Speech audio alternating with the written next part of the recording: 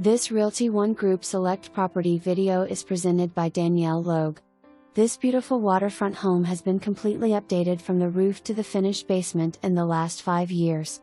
Open floor plan, whitewashed wood planked ceiling, new master bathroom, updated kitchen including cabinets, soapstone and cherry butcher block countertops, fireplace with stacked stone, office space, could easily be made into a fourth bed with adding a closet or wardrobe, large closet with built-ins and new huge composite deck.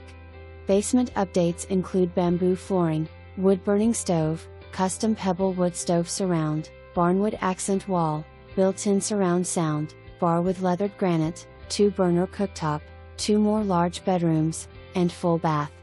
Screened-in area leads out to a beautiful lawn with lake-fed irrigation, covered boat dock with lift, new composite swim platform, new floats, and deep water.